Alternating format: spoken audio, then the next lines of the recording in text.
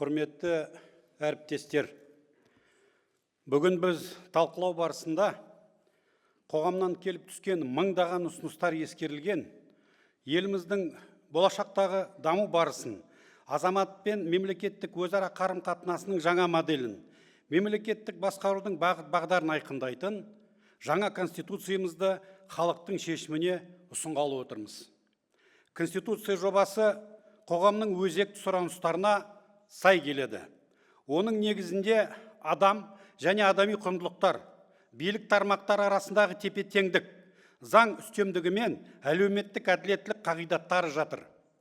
Ауыл партиясы республика аумақтарында Конституция жобасын түсіндіру бойынша ауқымды қоғамдық талқылау жұмыстарын ұйымдастырды.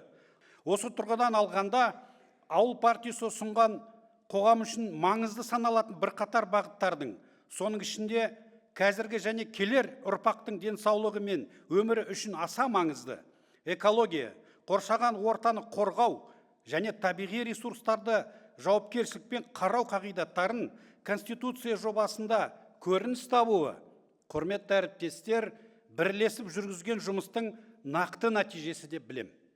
Талқылау барысында ауыл тұрғындары бұл өзгерістерді тек құқықтық нормалар ретінде емес, күнделікті өмірге тікелей әсер ететін нақты тетіктер ретінде қабылдап отыр.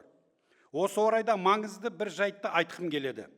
Кездесулерде барлық азаматтар бір ауыздан бұл құжатты халықтың шешіммен бекітетін уақыт жетті деген пікірді жиі айтты. Сондықтан Конституция жобасын жалпы ұлттық референдумға шығаруды ұсынамыз.